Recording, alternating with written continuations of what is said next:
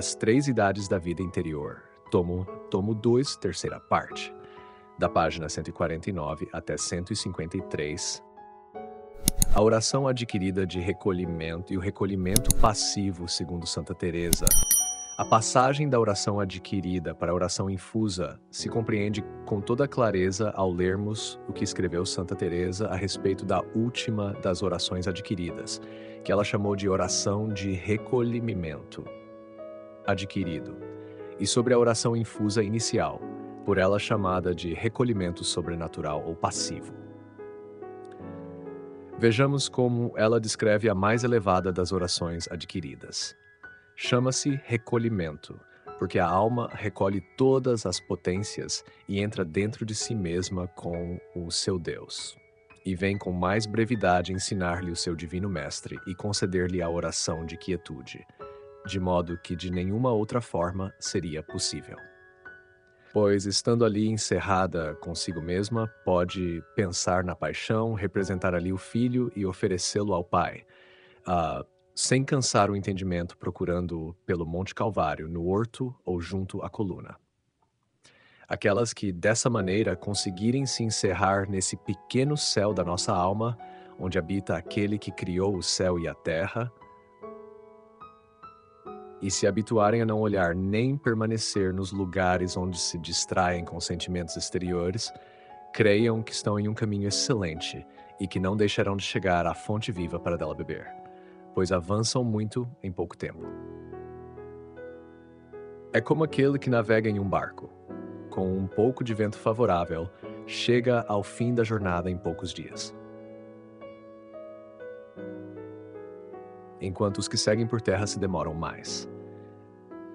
Esses já estão, como se diz, em alto mar. Ainda que não tenham deixado a terra por completo, por aquele momento fazem o que podem para dela se libertar, recolhendo os sentidos em si mesmos. Se o recolhimento é verdadeiro, sente-se com muita clareza, pois há aí alguma operação, não sei como explicar.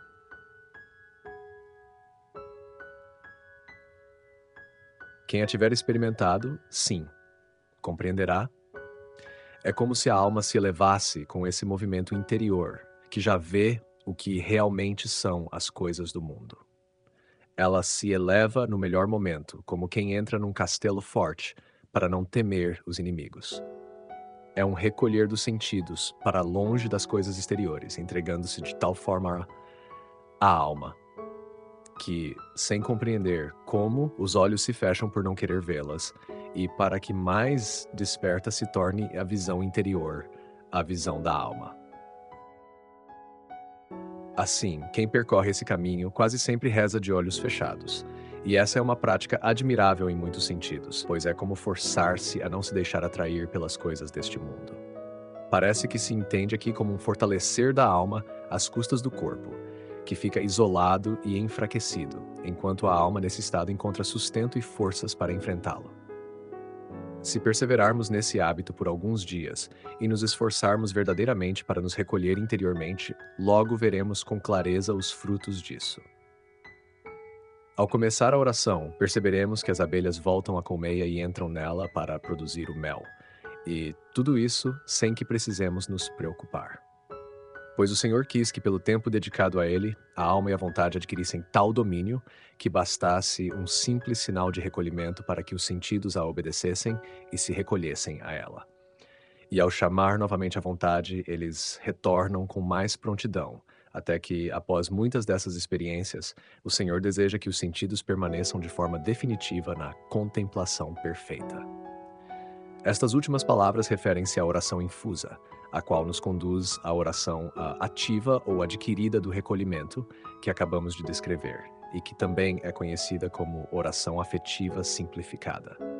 A meditação tranquila e amorosa sobre algumas petições do Pai Nosso é um excelente caminho de preparação para essa oração infusa. Assim, a oração adquirida nos dispõe e prepara para a infusa. Quanto à oração infusa inicial, ou oração de recolhimento sobrenatural e passivo que antecede o estado de quietude, Santa Teresa de Jesus a descreve assim, no livro Castelo Interior, na Quarta Morada, capítulo 3. É um recolhimento que me parece também sobrenatural, porque não consiste em estar no escuro, nem em fechar os olhos, nem em algo exterior. Mas sem querer, isso acontece. Fecha-se os olhos, sente-se o desejo da solidão e, sem qualquer esforço artificial, é como se fosse sendo construído o edifício interior da oração descrita antes, porque os sentidos e as coisas exteriores parecem ir perdendo seu domínio para que a alma recu que havia perdido. E não penseis que se trata de um recolhimento alcançado pelo entendimento, esforçando-se em pensar interiormente em Deus, nem por imaginá-lo com a imaginação. Sim, muitos o fazem, com o favor do Senhor. Tudo se compreende. Mas não é disso que falo. Refiro-me a algo diferente. Há momentos em que, antes mesmo de começarmos a pensar em Deus, sente-se de modo notável um recolhimento suave que nos conduz para o interior. Isso não está em nosso querer, né? Mas ocorre quando Deus quer nos conceder essa graça. Tenho por certo que quando Sua Majestade assim o faz, é com almas que já começam a desprender-se das coisas deste mundo. E creio que, se quisermos abrir espaço para Sua Majestade, Ele não concederá apenas isso àquele a quem começa a chamar para mais. Santa Teresa acrescenta que, se Deus ainda não concedeu esta graça, ela não compreende como seria possível conter o movimento dos pensamentos sem que disso resultasse mais dano do que proveito. Pois nesse caso a alma cairia na ociosidade ou na sonolência própria dos quietistas. Esse recolhimento sobrenatural de que fala Santa Teresa é manifestamente uma oração mística, o início da contemplação infusa para a qual a meditação afetiva, já simplificada, serve de preparação. O que acabamos de dizer sobre os começos da contemplação infusa, segundo São Francisco de Sales e Santa Teresa, concorda profundamente com o ensinamento de São João da Cruz ao tratar na Noite Escura, livro 1, capítulos 8 e seguintes, da chamada Noite dos Sentidos ou purificação passiva da sensibilidade. Essa purificação, como vimos anteriormente, marca para ele a passagem da via purgativa à via iluminativa. No livro 1, capítulo 8 da Noite Escura, São João da Cruz afirma expressamente: a purificação sensível é comum e acontece a muitos, são estes os principiantes. E no capítulo 14, acrescenta: uma vez que essa casa da sensibilidade está pacificada, a alma sai para iniciar o caminho e a via do espírito, que é a dos que já aproveitam e dos que já foram aproveitados, o que também se chama via iluminativa ou de contemplação infusa, em que Deus, por si mesmo, pastoreia e nutre a alma, sem necessidade de discurso ou ajuda ativa da própria alma. O esforço nas virtudes certamente deve continuar, às vezes até o heroísmo. Mas a oração torna-se cada vez mais simples, e a alma deve mostrar-se dócil às inspirações do Espírito Santo. São João da Cruz está de pleno acordo com São Tomás de Aquino ao escrever: a contemplação é uma ciência de amor, a qual, como dissemos, é um conhecimento infuso de Deus, repleto de amor. Essa contemplação envolta em trevas é o que os chamam de teologia mística. É a sabedoria secreta mencionada por São Tomás de Aquino, na Suma Teológica, segunda parte da segunda seção, questão 180, artigo 1º, que é comunicada e infundida na alma por amor. Isso ocorre de forma secreta, nas sombras do entendimento e das demais potências da alma. Essas potências, por si só, não conseguem alcançar tal realidade, mas o Espírito Santo a infunde e ordena diretamente na alma. Trata-se, portanto, do exercício mais elevado das virtudes teologais, fé, esperança e caridade, juntamente com os dons do Espírito Santo que as acompanham. E se essa contemplação amorosa se prolonga por certo tempo, dá-se o nome de estado de oração. Um estado passivo, ou pelo menos mais passivo do que ativo, pois somos incapazes de produzi-lo por nós mesmos, podemos apenas nos dispor para recebê-lo. Isso é exatamente o que vimos no capítulo anterior, no livro Imitação de Cristo, confirmando aquilo que lá se afirma. Por isso, há poucos contemplativos, porque são raríssimos os que sabem desprender-se por completo das criaturas e de tudo o que é perecível. Imitação de Cristo, livro 3:1.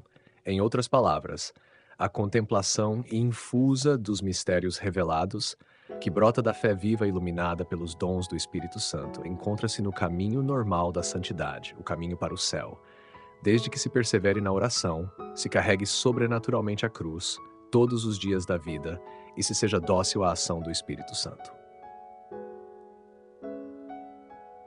Nesse caso, a fé durante a oração torna-se penetrante e deliciosa à alma, a ponto de permitir-lhe viver profundamente os mistérios revelados da encarnação, do santo sacrifício da missa e da presença da Santíssima Trindade habitando em nós. E isso constitui o prelúdio normal da vida eterna no céu. Capítulo 29. Erros quietistas sobre a contemplação e o puro amor. Na condenação de certos erros, encontramos uma confirmação da doutrina tradicional que acabamos de expor. Vamos agora examinar o quietismo e o semiquietismo. Como se pode perceber pelas proposições de Molinos condenadas no ano de 1687, o quietismo se afasta da doutrina tradicional a tal ponto que acaba por se tornar uma caricatura da mística católica. Uma deformação grave de seus princípios mais fundamentais. Segundo o quietismo, o homem deve aniquilar suas faculdades, pois querer agir seria ofender a Deus, que deseja agir sozinho em nós. A atividade humana seria inimiga da graça, e os votos de realizar certos atos seriam um obstáculo à perfeição espiritual. Ao cessar suas operações interiores, a alma se aniquilaria, retornando assim ao seu princípio original, e nesse estado, Deus reinaria e viveria nela. É nisso que consistiria o caminho interior proposto, no qual a alma não realiza mais atos de conhecimento ou de amor a Deus. Nem pensa na vida eterna. O homem não deveria ir antes do inferno. O homem não deveria desejar saber se está agradando a Deus, nem refletir sobre seus próprios atos ou faltas. Não deveria desejar sua própria perfeição, nem a salvação da própria alma, nem mesmo pedir a Deus qualquer coisa específica. E segundo essa doutrina, não haveria necessidade de resistir às tentações, das quais a alma não deveria sequer se preocupar. Conforme o exposto nas proposições condenadas pela Igreja, que se encontram no Denzinger, dos números 1275 até 1286, essas ideias contradizem frontalmente a doutrina católica. Na oração, de acordo com os quietistas, a alma deve permanecer em uma fé obscura, em um repouso tal que se esqueça de todo pensamento relativo à humanidade de Jesus, às perfeições divinas e à Santíssima Trindade. A alma deveria permanecer nessa tranquilidade sem produzir ato algum. No que diz respeito ao conhecimento dessa fé obscura, não se trataria de um ato produzido pela criatura, mas de um conhecimento que viria diretamente de Deus. Segundo Molinos, essa contemplação seria adquirida por meio da cessação de todas as nossas operações, como se lê no Denzinger, número 1243. Portanto, essa contemplação que Molinos recomendava a todas as almas consistia, na verdade, em uma passividade deliberadamente escolhida, tida pelo abandono de toda e qualquer ação espiritual. Como consequência, ele atribuía à contemplação adquirida aquilo que pertence exclusivamente à contemplação infusa.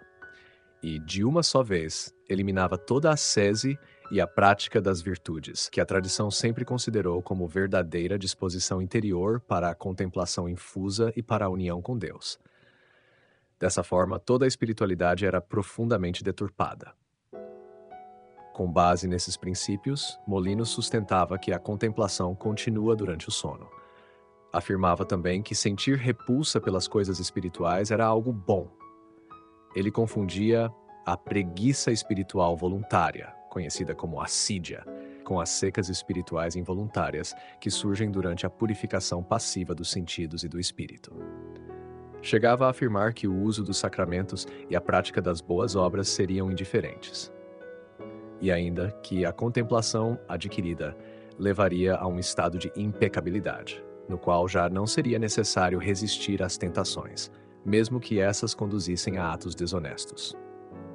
Segundo o testemunho das páginas de 1275 até 1286 do Denzinger, Tais afirmações representam um erro grave da espiritualidade quietista.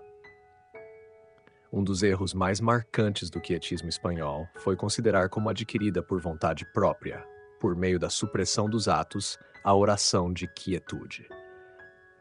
Mas, na verdade, como ensina Santa Teresa de Jesus, essa oração é infusa.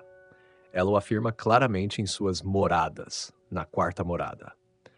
Em seu Compêndio de Teologia Ascética e Mística, número 1484, o teólogo Matthieu Tanqueray opõe-se com grande precisão aos erros de Molinos e apresenta a doutrina católica nos seguintes termos, que adaptaremos levemente a seguir.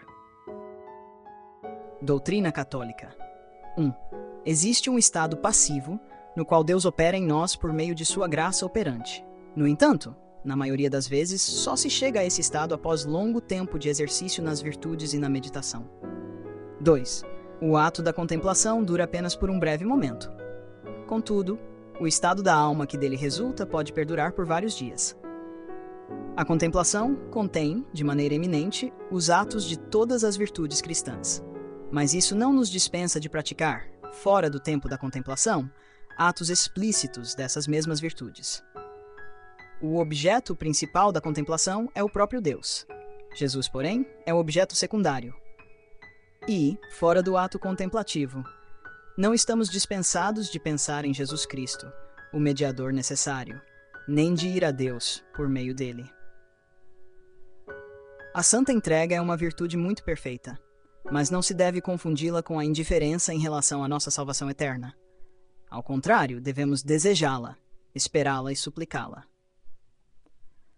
Pode acontecer que nas provações interiores a imaginação e a sensibilidade sejam profundamente perturbadas. Enquanto isso, o ponto mais sutil da alma pode desfrutar de uma paz profunda.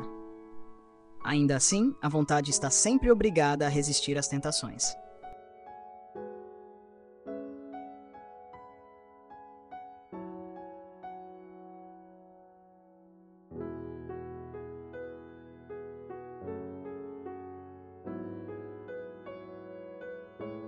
Olá, tudo ótimo e contigo? Aqui está a tradução cuidadosamente adaptada para o português do Brasil, seguindo todas as diretrizes fornecidas, com as pausas meditativas e ajustes para formato de audiolivro católico. Primeiro, não há senão um único caminho, o interior, ou seja, a via da contemplação passiva, que podemos adquirir por nós mesmos com o auxílio da graça comum. É necessário entrar o quanto antes na via passiva, aniquilando assim todas as paixões. Segundo, o ato de contemplação pode durar por muitos anos, e até mesmo por toda a vida, incluindo durante o sono, sem que haja necessidade de repeti-lo. Terceiro, sendo contínua a contemplação, dispensa-nos de todos os atos explícitos das virtudes, os quais seriam próprios apenas dos principiantes. Entre esses atos estão, por exemplo, os de fé, de esperança, de religião, de mortificação e a confissão sacramental. Quarto, é uma imperfeição pensar em Jesus Cristo e em seus mistérios. O necessário e suficiente seria mergulhar-se na essência divina. Aquele que utiliza imagens ou representações não adora a Deus em espírito e em verdade. Quinto, no estado de contemplação, deve-se manter uma indiferença total a todas as coisas, inclusive a própria santificação e salvação. Deve-se perder até mesmo a esperança, a fim de que o amor seja completamente desinteressado. Sexto, não é necessário fazer esforço para resistir às tentações. Inclusive, as imaginações obscenas e os atos que delas procedem não seriam dignos de repressão, pois seriam obra do demônio. São provações passivas que até mesmo os santos teriam experimentado e que deveríamos evitar confessar. Por este caminho, alegam, a alma alcançaria a pureza perfeita e a união íntima com Deus. O quietismo de Molinos conduzia por esse caminho a consequências abertamente imorais. Mais tarde foi retomado, com tonalidade mais branda e evitando tais consequências, por Madame Guyon. Viúva ainda muito jovem, ela se lançou com ardor a uma piedade imaginativa e emocional, a qual chamava de Via do Puro Amor ou Senda Abreviada. Convencido por suas ideias, primeiro foi o padre Lacombe, da Ordem dos Barnabitas, e depois, de certo modo, o próprio Fenelon. Notas explicativas. 1. Oração de recolhimento adquirida. Santa Teresa define essa oração como um esforço da alma para interiorizar-se, recolhendo seus sentidos e potências a fim de unir-se mais profundamente com Deus. É ainda fruto da ação humana, auxiliada pela graça. 2. Oração de recolhimento infusa ou passiva. Diferente da adquirida, essa oração é concedida diretamente por Deus, sem esforço voluntário. É um dom, uma graça mística, na qual a alma é atraída ao interior de si por Deus mesmo. 3. Comparação com a nave. Santa Teresa compara a alma em recolhimento à de um viajante que, ao embarcar num navio com bom vento, chega mais rapidamente ao destino. O recolhimento facilita o progresso espiritual em comparação com o caminho terrestre, mais lento. 4. Imagem das abelhas e da colmeia.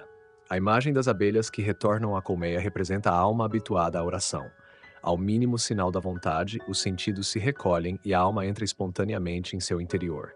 Isso simboliza o domínio progressivo da vida espiritual. 5. Castilho interior, quarta morada. A descrição da oração de recolhimento passivo aparece na obra Castilho Interior, de Santa Teresa, especialmente na quarta morada, onde se inicia a contemplação infusa. Ela explica que o recolhimento acontece sem esforço, como uma graça espontânea. 6. Diferença entre recolhimento adquirido e passivo. Enquanto o primeiro exige esforço da vontade e atenção amorosa, o segundo acontece sem preparação prévia, como um impulso suave da alma para Deus. 7. Relação com São João da Cruz, noite escura. São João da Cruz chama esse estágio de noite dos sentidos, quando a alma passa da via purgativa, de purificação ativa, para a iluminativa, ação direta de Deus. É a transição da oração ativa para a contemplação infusa. 8. Teologia mística segundo Santo Tomás. Santo Tomás define a contemplação como uma ciência de amor, uma sabedoria infundida por Deus nas profundezas da alma através do Espírito Santo. 9. Contemplação infusa como prelúdio da vida eterna. A alma, iluminada pela fé viva e docilidade ao Espírito Santo, entra em comunhão com os mistérios revelados. Essa experiência profunda antecipa, na terra, a união eterna com Deus no céu. 10. O quietismo foi condenado pela Igreja por negar a importância da ação e da luta espiritual. Miguel de Molinos defendia uma passividade absoluta, onde a alma deveria cessar toda atividade interior, o que a tradição católica rejeita. 11. Erros do quietismo. Molinos ensinava que não se deve resistir às tentações, a vontade deve deixar de agir, os sacramentos são indiferentes e que a contemplação pode ser contínua, mesmo durante o sono. Esses erros levam à omissão da prática das virtudes e podem conduzir a sérios desvios morais e espirituais. Doutrina católica tradicional. Ao contrário, a Igreja ensina que a contemplação verdadeira é dom de Deus, fruto de longa fidelidade nas virtudes e da oração. Ainda que contenha momentos passivos, ela exige preparação ativa e perseverança. Guion e Fenelon. O quietismo reapareceu com Guion, que promovia uma espiritualidade sentimental e desordenada. Fenelon, embora mais moderado, também foi influenciado. Ambos foram corrigidos pela Igreja. Queridos ouvintes, chegamos ao fim deste audiolivro e quero expressar minha profunda gratidão a todos que permaneceram conosco até aqui. Sua dedicação em acompanhar essa obra é um verdadeiro sinal de busca pela sabedoria e pelo crescimento espiritual. Que o conteúdo ouvido possa nutrir sua alma e fortalecer sua fé. Aproveito para convidá-los a explorar as playlists do canal Caminho Católico, onde vocês encontrarão outros tesouros espirituais. São obras que podem acompanhar e iluminar sua jornada, como Castelo Interior, de Santa Teresa de Jesus, Confissões de Santo Agostinho, Palavras Bíblicas, com o Evangelho comentado por grandes eclesiásticos, Filoteia, de São Francisco de Sales, Tratado da Verdadeira Devoção à Santíssima Virgem, de São Luís Maria de Montfort, A Imitação de Cristo, de Tomás de Kempis, e As Três Idades da Vida Interior, do padre Garrigou Lagrange. Cada uma dessas obras oferece um caminho profundo de reflexão e conversão, e espero que possam encontrar nelas a mesma riqueza espiritual que proporcionaram a tantas gerações. Nosso canal está sempre aberto para quem deseja aprender e crescer na fé. Continue nos acompanhando e compartilhando essa jornada espiritual. Mais uma vez, obrigado por sua presença e que Deus abençoe a todos.